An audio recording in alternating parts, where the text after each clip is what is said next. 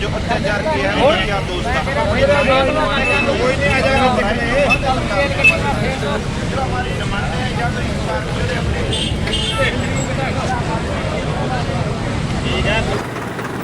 ये रास्ता इन्हें रोक रखा, मैंने कोई रास्ता रोक रखा, ये रास्ता सरकार ने रोक रखा, हमारे के मंत्री ने रोक रखा या क्यों बच जाए।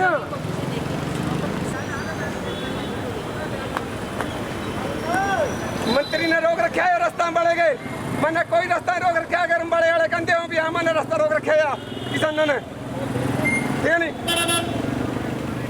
ये फायर ब्रिगेड की मूवी बनाओ इनकी, कौन सा हो रहा जुल्म हो रहा है, जौन सी फायर ब्रिगेड खड़े रखे अंदर।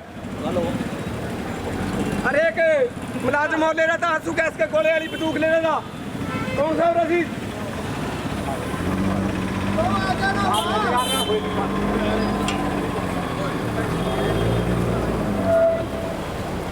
किसान आंदोलन में हिस्सा लेने पर वाटर कैनन बॉय के नाम से जाने जाने वाले युवा किसान नवदीप जलबेड़ा व गुरकिरत शाहपुर की गिरफ्तारी हुई थी। तब से दोनों जेल में हैं, जिनकी रिहाई के लिए किसान लगातार प्रदर्शन कर रहे हैं और सरकार पर दबाव बना रहे हैं। किसानों ने आज अंबाला शहर में परिवहन राज्य मंत्री असीम गोयल की कोठी के बाहर धरना दिया और गिरफ्तार किसानों की रिहाई की मांग रखी। किसानों ने कहा, गिरफ्तार किसानों पर बेबुनियादी केस बनाकर जेल में डाला गया है। असीम गोयल परिवहन मंत्री हैं, उनके पास पावर है, वे किसानों को रिहा करवा सकते हैं। उन्होंने कहा, असीम गोयल किसानों को रिहा करवाए, अन्यथा कह दें सरकार में उनकी चलती नहीं, प्रशासन उनकी सुनता नहीं।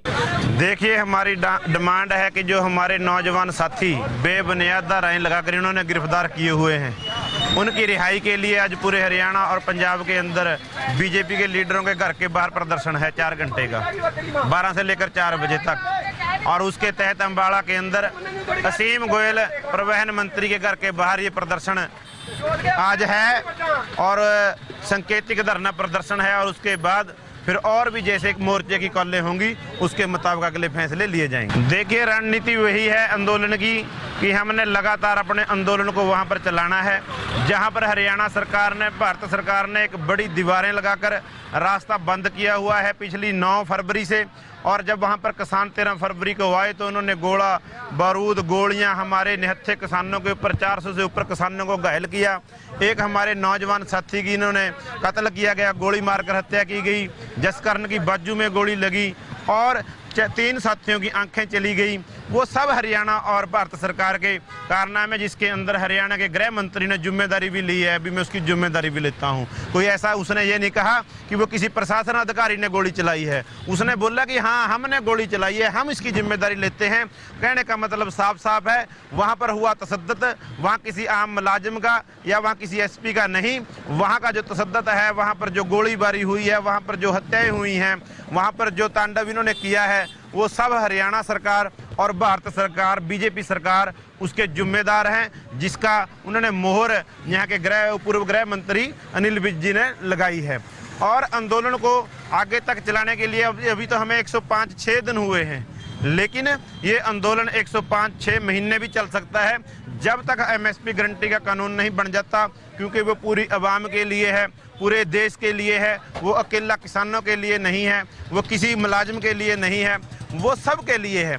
क्योंकि जो कारपोरेट घराने फसलों का रेट किसानों से पूरे भाव नहीं देते और पूरे देश के लोगों से 150 करोड़ की आबादी की लूट करते हैं और उनके ऊपर काला बाजारी करते हैं। ये काला बाजारी बंद करने के लिए और किसान तक सही उसको अपना फसल का रेट मिले और जो पूरी आवाम है उसको सही रेट के ऊपर फसलें मिल सकें। जैसे 2 फसलें हैं, मान लो गेहूं और धान, उसकी कोई ब्लैक नहीं होती क्योंकि उसको एमएसपी मिलता है, लेकिन वो एमएसपी भी हरियाणा पंजाब में मिलता है।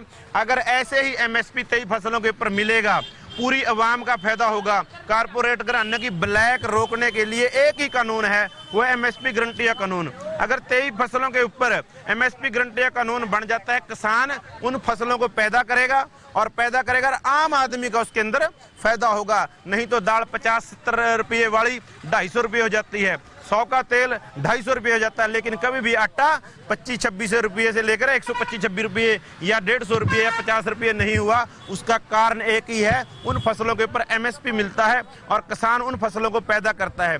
लेकिन दुख की बात यह है, बाहर से आने वाला जो हमारा यहाँ पर तेल की खपत है 55% के आसपास तेल बाहर से आता है। हम जबकि 100 का 100% अपने देश के लिए तेल भी पैदा कर सकते हैं, पर वो रेट घरानों को गवारा नहीं है। उन लोगों ने ब्लैक करनी है और पूरे देश के लोगों को लूटना है। उस लूट से बचने के लिए हम आपके माध्यम से सभी देशवासियों को, सभी वर्गों को, लोगों को कहना चाहते हैं, अगर MSP गारंटी कानून बन जाएगा, कारपोरेट घराने जो बिचौलिए, व्यापारी और दलाल लोग हैं वो इसमें से निकलेंगे और किसान का भी फायदा होगा और पूरी अवाम का भी फायदा होगा। ये हमारे आंदोलन का मजबूती है और इस बात को लेकर हम जन जन तक गए और पूरे देश के अंदर आंदोलन फैला और बीजेपी के लीडरों को हर गली मोहल्ले के पुरुष आंदोलन का सामना करना पड़ा। उस शुभ करने की हत्या के बारे में लोगों ने सवाल किए, बीजेपी को बैकफुट बनाना पड़ा। और जो हमारे आंदोलन की मजबूती है, जो 400 को पार का नारा लगाने वाले लोग थे वो शायद 200 के आसपास भी ना जाएं। ये आंदोलन की मजबूतियां हैं। ऐलान किया गया था, प्रदर्शन हमारा जारी है अपने माननीय मंत्री असीम गोयल जी की कुर्सी के पास। जो हमारे किसान साथी नवदीप सिंह जलबेड़ा और गुरकीरत सिंह सापर को बेबुनियाद झूठी धाराएं लगाकर जेल के अंदर बंद है, उसकी रिहाई के लिए यह प्रदर्शन है। गांवों के अंदर बत्तो कटारिया जी के प्रोग्रामों के अंदर असीम गोयल जी कहते थे भी जो आपकी मांगे हैं MSP की वो सेंट्रल गवर्नमेंट की है, वो मेरे बस की बात नहीं है। आज माननीय मंत्री असीम गोयल जी से हम पूछना चाहते हैं कि जो जेल के अंदर बंद है वो हरियाणा प्रशासन द्वारा किए गए हैं और आप यहाँ के मौजूदा परिवहन मंत्री हैं, आपकी जिम्मेदारी बनती है किसानों को गैर जमानती रिहा कराने की। अगर नहीं बनती तो आप मीडिया के अंदर ये साफ कर दें भी मेरे बस की बात नहीं है या मेरी यहाँ चलती नहीं है या प्रशासन मानता नहीं है।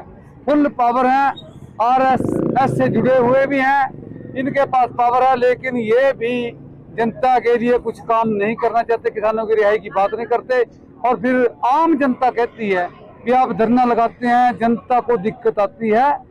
हमने अपने किसानों को रिहा करवाना है भाई। आम जनता की भी ये फेसबुक पर, मीडिया पर लड़ाई होनी चाहिए भी उनका कसूर क्या है, किसानों का क्यों उनको अंदर रखा गया। उनकी रिहाई के लिए जनता को आवाज उठानी चाहिए और जनता को यह भी आवाज उठानी चाहिए DC साहब के मुख्यालय पर जाकर भी किसान दिल्ली जाते हैं जाने दो और सड़क को रोक, जो शंभू पे बैरिकेड लगाए हुए हैं इसको खोलो। जनता परेशान है, कच्चे रास्ते से घग्गर नदी से जाते हैं, लोगों का कारोबार भी ठप बीजेपी सरकार द्वारा किया गया है। किसानों ने कोई सड़क नहीं रोकी, कोई जाम नहीं लगाया हुआ। जानबूझकर हरियाणा सरकार जनता को परेशान कर रही है और डोर टू डोर जाके गांव के अंदर कैसे वोटें मांगते हैं, इनको शर्म नहीं आती। हमारे को तो इनका प्रोपगंडा समझ ही नहीं आया बीजेपी वालों को। अगर धरने के बाद भी रिहाई नहीं होती, अगला क्या कदम? अगर धरने के बाद रिहाई नहीं होती है, हम जनता के भी लेना चाहते हैं अभी क्या बोलती है जनता इनकी रिहाई के। और फिर किसान मजदूर मोर्चे की मीटिंग होगी, उसके बाद अगला फैसला जो आएगा